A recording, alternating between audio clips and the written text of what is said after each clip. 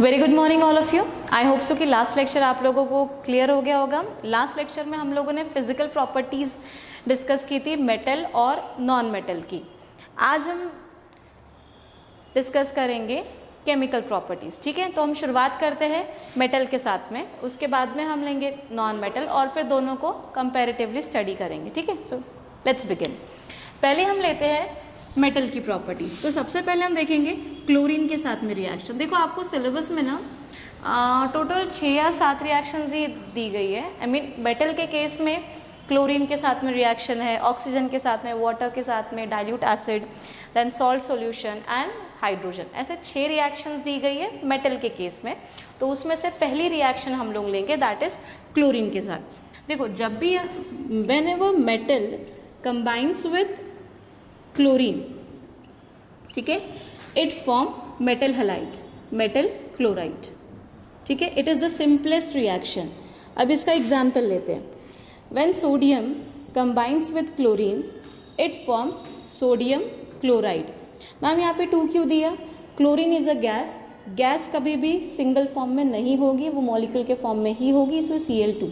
ठीक है, sodium combine with chlorine to form sodium chloride. अब मैम ये यहाँ बैलेंस नहीं हो रहा है, इसे बैलेंस आप लोगों को करना है। ठीक है, नेक्स्ट एग्जांपल देखते हैं। Magnesium combines with chlorine to form MgCl2। Ma'am यहाँ पे 2 क्यों दिया? मैग्नीशियम क्लोराइड बना, मैग्नीशियम की वैलेंसी है 2, क्लोरीन की वैलेंसी है 1, इंटरचेंज दी वैलेंसी। ठीक है, अगर मैं एल्यूमिनियम लूँ, aluminium combines with chlorine it form aluminium chloride. Aluminium की वैलेंसी 3, क्लोरीन की 2। ठीक है, सॉरी क्लोरीन की 1, इंटरचेंज दी वैलेंसी AlCl3। ठीक है, इसके बाद में अगर मैं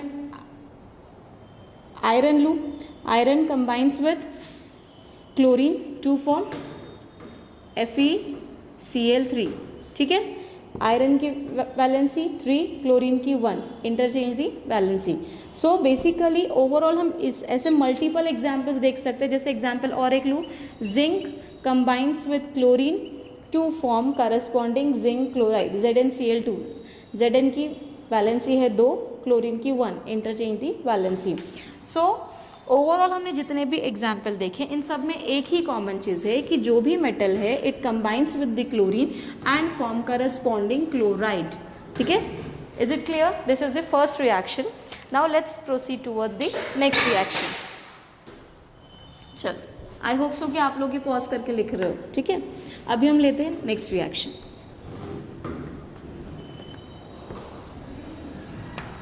हम इस पर इंक डाल देंगे। हाँ, अभी नेक्स्ट लेते हैं हम लोग हाइड्रोजन के साथ में रिएक्शन। देखो एक चीज समझो, metal are electropositive, they have a tendency to give the electrons and form positive ions, right? ये हमने इसके पहले भी देखा है। जब हमने फिजिकल प्रॉपर्टी ऑफ मेटल्स की बात की थी तो उसमें हमने देखा था कि metal have a tendency to give the electrons and form positive ions. ठीक है, hydrogen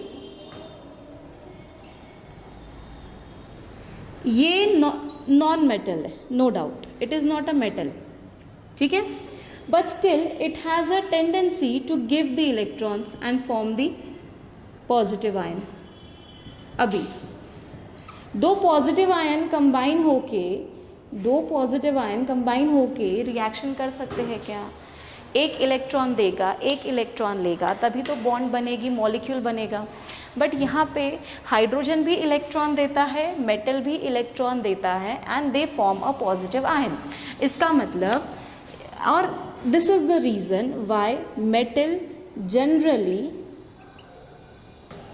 do not react with hydrogen. I have used the word generally. I have not said कि metal do not react with hydrogen. मैंने ये कहा कि metal generally do not react with hydrogen. तो ma'am it means ये react करते हैं, yes, in a specific condition, in a specific temperature.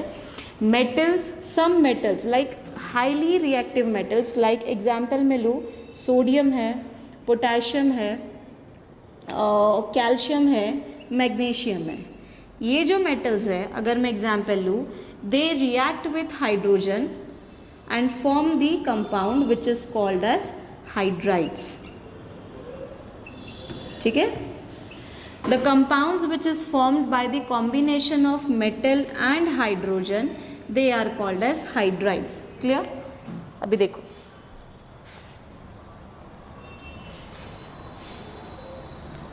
What I said, metal की अगर मैं बात करूं, metal generally do not react with hydrogen, but कौन से sodium, magnesium, calcium, potassium, they react with hydrogen. ठीक है, ये हाइड्रोजन के साथ में कंबाइन होगा और जो कंपाउंड बनाएगा उसे हम कहेंगे हाइड्राइड्स। अभी एग्जाम्पल लेते हैं हम लोग, एग्जाम्पल यहाँ देखते हैं। ठीक है, sodium combines with hydrogen and form sodium hydride. क्या नाम रहेगा? सोडियम मेटल का नाम रहेगा और इसका हाइड्रोजन का बन गया हाइड्राइड। खत्म, फिनिश। क्लियर हुआ? Sodium combines with hydrogen and form sodium hydride. Magnesium combines with hydrogen and form magnesium hydride.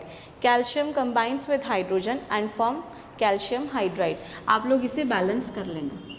ठीक है, potassium combines with hydrogen and form potassium hydride. Is it clear? I hope so कि ये clear हो गया होगा। अगर एक और एग्जाम्पल लूँ, calcium combines with hydrogen and form calcium hydride. Ma'am यहाँ पे 2 क्यों लिया? कैल्शियम की वैलेंसी 2 है, हाइड्रोजन की 1 है, interchange the valency, so it will become, यहाँ पे 1 आएगा, यहाँ पे 2, कैल्शियम हाइड्राइड। ठीक है, metal generally do not react with hydrogen but some highly reactive, these metals are highly reactive metals. Highly reactive metals, that is sodium, magnesium, calcium and potassium, they react with hydrogen to form hydrides. Reaction कैसी रहेगी? Metal reacts with hydrogen to form their corresponding hydrides. Sodium combined with hydrogen to form sodium hydride. Is it clear? ये clear हो गया? अब next लेते हैं।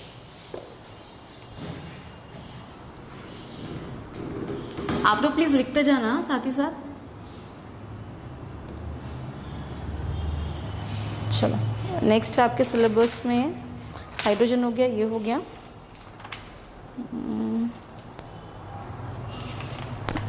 Okay, अगर आप लोगों ने बेसिक कंसेप्ट के वीडियोस देखे हो, आई थिंक सो, प्लीज़ ये वाला लेक्चर देखने से पहले, या आप यहीं पे पॉज कर दो, यहीं पे रुक जाओ, पहले बेसिक कंसेप्ट के लेक्चर्स देख लेना, जिसमें मैंने बेसिक कंसेप्ट के भी देख लेना, और साथ में आप लोगों को केमिकल रिएक्शन के वक्त, केमिकल रिएक्शन जो चैप्टर था उसमें मैंने रिएक्टिविटी सीरीज़ थोड़ा सा डिटेल में पढ़ाया था, वो एक बार देख लेना। एंड देन फिर से मैं वही चीज़ पढ़ा रही हूँ, बट वहाँ पे थोड़ा सा अच्छे से लिया है, तो आप प्लीज़ उसे देख लेना। ठीक है, रिएक्टिविटी सीरीज़ क्या होती है? इट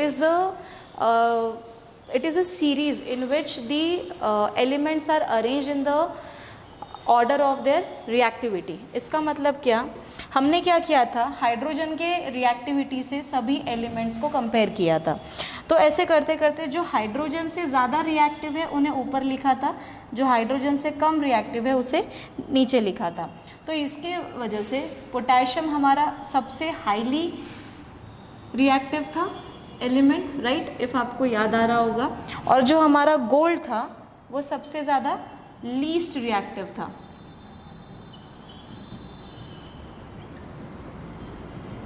ठीक है, फिर सोडियम के बाद में, पोटेशियम के बाद में सोडियम था, कैल्शियम था, मैग्नीशियम था, फिर आया था aluminium, zinc, then tin and plumbum हमारा। ठीक है, लीड। इस तरह से रिएक्टिविटी सीरीज हमने देखी थी। इसका मतलब पोटेशियम ज़्यादा, अगर मैं आपको शॉर्ट में समझना, जैसे कि सपोज इनका वेट है, इसका वेट ज़्यादा है, इसका उससे कम है, सपोज इसका 100 kg वेट है, इसका 90 kg वेट है, इसका 80 kg वेट है। जैसे हम लोग सीक्वेंस में डिसेंडिंग ऑर्डर में अरेंज करते हैं, उसी तरह से जब एक पर्टिकुलर रिएक्शन में अगर ये दोनों हो, पोटेशियम भी हो, सोडियम भी हो, तो सबसे पहले रिएक्ट कौन करेगा? पोटेशियम, सोडियम बाद में। ये मतलब जो स्पीड है सेम रिएक्शन की, पोटेशियम की ज़्यादा रहेगी, सोडियम की कम रहेगी। So it means potassium is more reactive than sodium, sodium is more reactive than calcium, calcium is more reactive than magnesium, magnesium is more reactive than aluminium and so on. ठीक है, इस तरह से हमने compare किए थे। Ma'am अभी आप ये हमको रिएक्टिविटी सीरीज क्यों बता रहे हो? क्योंकि अभी जो हमारी नेक्स्ट रिएक्शन है मेटल की, उसमें हमें रिएक्टिविटी सीरीज का ही काम है। नेक्स्ट रिएक्शन जो आपके सिलेबस में दी गई है दैट इज डाइल्यूट एसिड के साथ। जब भी मेटल किसी डाइल्यूट एसिड के साथ में रिएक्ट करेगा, डाइल्यूट एसिड नहीं, salt solution, sorry, next reaction जो है हमारी सॉल्ट सॉल्यूशन है।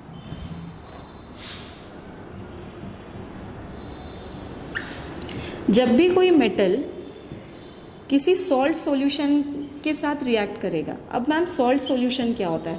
सॉल्यूशन समझने से पहले ये समझो, सॉल्ट सॉल्यूशन मतलब सॉल्ट का सॉल्यूशन। सॉल्ट का मतलब क्या होता है? मेटल और नॉन मेटल कंबाइन होके बनता है product that is called as salt. Example के लिए तो मैं sodium chloride, sodium is a metal, chloride is the non metal, दोनों कंबाइन होके बने दैट इज सॉल्ट। इसका जो सॉल्यूशन रहेगा, एक मेटेलिक पार्ट हमने और एक नॉन मेटेलिक पार्ट। जैसे कि अगर मैंने आपको बताया था जब किसी एसिड का, कोई भी एसिड है, उसका जब हाइड्रोजन रिप्लेस कर देते हैं, उसमें से जब हम लोग हाइड्रोजन को निकाल देते हैं और उसके जगह पे हम लोग जब मेटल को ऐड करते हैं, तो जो कंपोनेंट बनता है that is called as salt. इसका मतलब क्या है? देखो अभी जैसे सपोज HCl है, ठीक है, HCl का मैंने क्या बोला, एसिड का H निकल जाएगा, एसिड का H निकल जाएगा और इसके जगह पे हम मेटल को ऐड कर देंगे। क्लियर? एसिड का H निकल जाएगा। इस रिएक्शन में क्या होता है? HCl combines with sodium and form NaCl, ठीक है। अब वो हाइड्रोजन गैस लिबरेट होता है वगैरह वगैरह, ये सब नेक्स्ट रिएक्शन है हमारी। तो यहाँ पे क्या हुआ, बेसिकली हाइड्रोजन निकल गया और उसके जगह पे कौन आ गया? सोडियम आ गया, राइट। और हमें जो एंड में जो प्रोडक्ट मिला है इट इज NaCl, राइट। तो मतलब सॉल्ट क्या होता है? Salt is a product which is formed bye, salt बनता कैसे है? Salt is formed by replacement of hydrogen from acid by a metal. जैसे अगर एग्जाम्पल के लिए लूँ मैं H2SO4, H2SO4 को अगर मैं सोडियम के साथ में रिएक्ट करूँ तो इसका हाइड्रोजन वाला पार्ट रिप्लेस हो जाएगा और उसके जगह पे आ जाएगा सोडियम, ये बनेगा Na2SO4। सो बेसिकली यहाँ का जो हाइड्रोजन है, the hydrogen is replaced by the metal. Acid का जो हाइड्रोजन है वो रिप्लेस हो जाता है मेटल से और जो प्रोडक्ट बनता है वो होता है सॉल्ट। इस सॉल्ट का जो सॉल्यूशन है, जब हम उसे किसी मेटल के साथ में रिएक्ट करते हैं तो क्या होता है, यही हमें इस रिएक्शन में देखना है। अभी देखो, मेटल है सपोज सोडियम, ठीक है, और मैंने सॉल्यूशन लिया कॉपर सल्फेट, ठीक है, कॉपर सल्फेट का मैंने सॉल्यूशन लिया है। अब ये भी एक मेटल है, this is also a metal and this is also a metal. अब एक मेटल दूसरे मेटल को के साथ रिएक्ट कैसे करेगा? ये भी मेटल है, ये भी मेटल है, दोनों तो कंबाइन नहीं होंगे और ये इसके साथ अटैच्ड है, कॉपर पार्ट सल्फेट के साथ में अटैच्ड है, तो ये सोडियम के साथ तो नहीं बनाएगा, ऐसा कंपाउंड बनेगा नहीं। CuSO4 Na ऐसा कंपाउंड भी नहीं बनेगा, तो फिर क्या होगा? ठीक है, तो इसीलिए यहाँ पे मैटर कर दी है रिएक्टिविटी सीरीज। रिएक्टिविटी सीरीज के वक्त भी मैंने आपको बताया था, जैसे सपोज ये अगर ये बहुत मोटा इंसान है और ये एकदम पतला सा है तो ये इसको आराम से मार सकता है, भगा सकता है, लेकिन अगर वहीं पे ये रिवर्स होता, ये दुबला होता और ये एकदम मोटा होता तो ये इसे मार नहीं सकता था, हटा नहीं सकता था।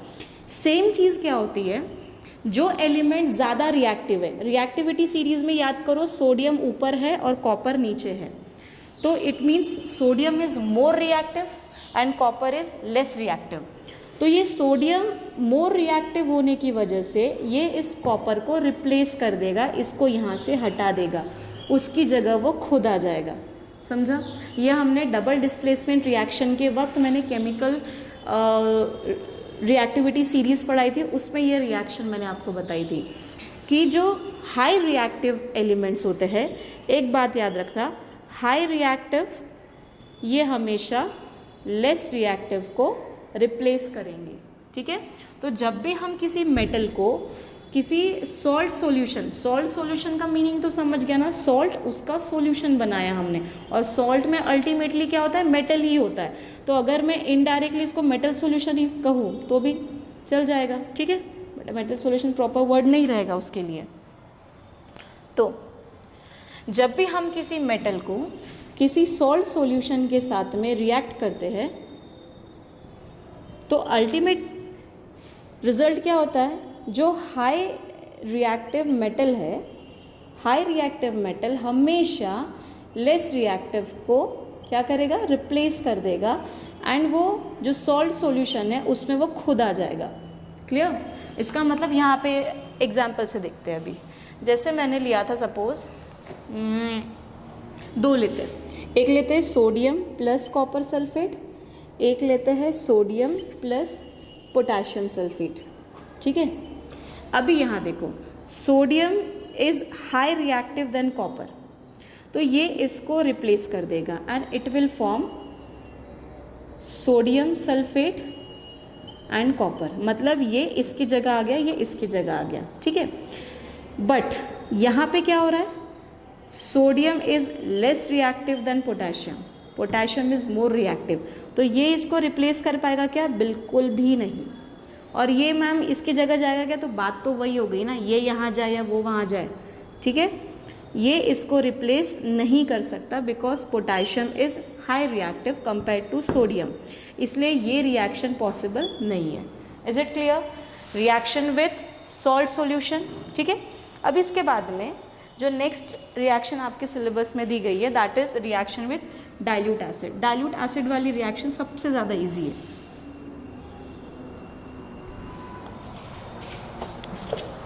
देखो, ये सबसे ज़्यादा ईजीएस्ट रिएक्शन है। हाँ, रिएक्टिविटी सीरीज आप सबको लर्न करनी है, क्योंकि एमसीक्यूज में भी पूछा जाता है। आपको एक रिएक्शन देते हैं, जैसे मैंने सेकेंड रिएक्शन ली थी, सोडियम प्लस पोटेशियम सल्फेट, और उसकी मैंने रिएक्शन करके दिखा दी कि ट्रू और फॉल्स है या क्या है, तो वो किसी भी तरीके से घुमा के आपको क्वेश्चन कर सकते, तो रिएक्टिविटी सीरीज लर्न करनी है।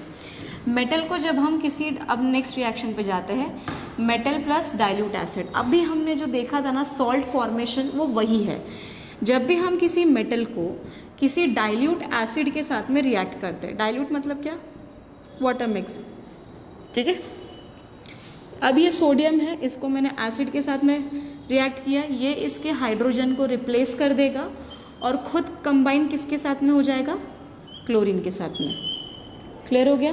तो यहाँ पे क्या हो जाएगा, ये NaCl फॉर्म करेगा और हाइड्रोजन गैस लिबरेट हो जाएगी। मैम हाइड्रोजन कैसे रिप्लेस हुई, देखो, अभी सोडियम था, HCl था, ये दोनों कंबाइन हो गए, ये बन गया NaCl, और हाइड्रोजन बाकी, अगर मैं इसको ऐसे मिटा दूँ तो बचा क्या है, यहाँ पे सिर्फ कुछ भी नहीं बचा है। दूसरा मॉलिक्यूल रहेगा Na प्लस HCl, सेम चीज़ यहाँ पे होगी, ठीक है। ये भी मैं यहाँ से मिटा देता हूँ, कितने मॉलिक्यूल बन गए, 2। अब इन दोनों का क्या, ये दोनों कंबाइन हो जाते हैं और बनाते हैं H2। तो जो आप लोग बैलेंस करते हो ना, बैलेंस करने का मतलब ही ये होता है कि आप बताते हो कि कितने मॉलिक्यूल उसमें होंगे, means twice Na plus twice HCl giving rise to twice NaCl plus hydrogen gases liberated. ये जो आप बैलेंस करते हो, इसका मतलब 2 atoms of sodium combines with 2 molecules of HCl to form 2 molecules of sodium chloride and 1 molecule of hydrogen gas. Clear? इस तरह से होगी रिएक्शन, समझा? अब क्लियर? तो मेटल रिएक्ट विद अभी एसिड आप कोई भी ले सकते हो, आप HNO3 लो, H2SO4 लो, आप मेटल कोई भी लो, आपके ऊपर है। HNO3 रहा तो याद रखना H रिप्लेस होगा, बाकी कुछ नहीं। क्या बनेगा यहाँ पे, NaNO3 sodium nitrate and same hydrogen gases liberated, arrow symbols liberated, gases liberated. अगर sodium react with hydrogen sulphate तो क्या होगा यहाँ पे, सोडियम सल्फेट, सल्फेट की वैलेंसी होती है 2, इसलिए यहाँ पे आएगा N2SO4। and hydrogen gas is evolved.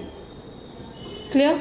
So it is the easiest reaction. आप metal change कर सकते हो, acid भी change कर सकते हो. Reaction ultimately यही होने वाली है कि when metal reacts with dilute acid, it form salt and hydrogen gas is liberated.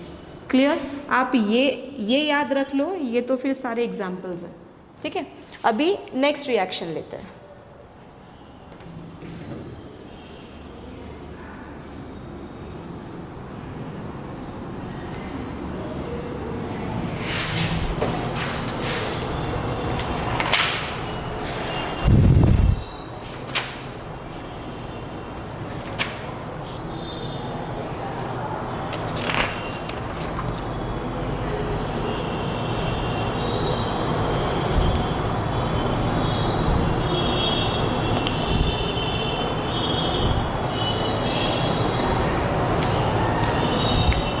चलो अभी नेक्स्ट हम देखते हैं मेटल रिएक्ट्स विथ वाटर. एक ये और एक इजी रिएक्शन है. मेटल जब भी वाटर के साथ में कंबाइन होगा तो याद रखना हमेशा उस मेटल का हाइड्रोक्साइड बनेगा. ठीक है, मेटल का हाइड्रोक्साइड बनेगा और हाइड्रोजन गैस लिबरेट होगी. अब कैसे देखते हैं. सपोज ये मेटल है और ये वाटर. अभी H2O लिखो या HOH लिखो, बात सेम है. Hydrogen is a different group, OH is a different group. याद रखना ये एक ग्रुप है. ठीक है, बेसिक कंसेप्ट वीडियोस में बताया है मैंने. Sodium combines with water to form. क्या होता है कि ये होता है इससे ये होता है इलेक्ट्रोपॉजिटिव, ये ग्रुप है इलेक्ट्रोनेगेटिव. तो ये सोडियम ये OH ग्रुप के साथ में कंबाइन हो जाता है. ये बना गया NaOH. अब क्या बचा, हाइड्रोजन. सेम रिएक्शन फिर से होगी जो हमने पहले देखी थी और हाइड्रोजन हाइड्रोजन कंबाइन हो जाएगा, बन जाएगा हाइड्रोजन मॉलिक्यूल. ठीक है, सो ये ट्वाइस ये बन जाए, बैलेंस किया तो ऐसा. ठीक है, अभी एक और एग्जांपल लेते हैं. Magnesium reacts with water. Magnesium will combine with hydroxide, it will form magnesium hydroxide. Valency कितनी है, 2, तो इसलिए यहाँ पे आएगा 2 and hydrogen gas is liberated. आप लोग प्लीज़ ये बैलेंस कर लेना. ठीक है, अगर मैं और एक एग्जांपल लूँ आप लोगों का, जिंक लेते हैं. Zinc combine with water, it will form zinc hydroxide. ठीक है, इस तरह से जितने भी मेटल्स हैं आप उनके साथ में कंबाइन कर सकते हैं. हाँ, एक चीज़, magnesium does not combine with cold water. You require warm water, hot water. ये बात ध्यान रखना. अगर आप लोगों को एग्जाम में ऐसा पूछ लिया कि magnesium reacts with a cold water and form magnesium hydroxide and hydrogen gas is liberated, it is false. Magnesium does not react with cold water. ठीक है, इसके अलावा अगर आप आयरन के साथ में रिएक्शन करनी है वाटर की तो आप लोगों को रेड हॉट आयरन चाहिए. It means when it comes to iron plus water you will require heat here because you required is red hot. याद रखना. ठीक है, फिर बनेगा आयरन फेरिक ऑक्साइड या फिर फेरिक हाइड्रोक्साइड या फिर इसके बाद में आप लोगों को कैल्शियम है, मैग्नीशियम है सिलेबस में. हाँ, एक और चीज़,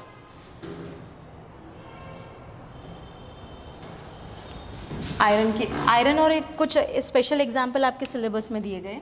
एक है एल्यूमिनियम, दूसरा है जिंक और दूसरा है आयरन. ठीक है, Fe. अब एक चीज़ याद रखना, ये आपको एडिशनली याद रखना है. हमने क्या देखा इन जनरल कि metal combines with water and forms metal hydroxide and hydrogen gas is liberated. ये हमने पढ़ा है. ठीक है, ये इसका एक्सेप्शन है.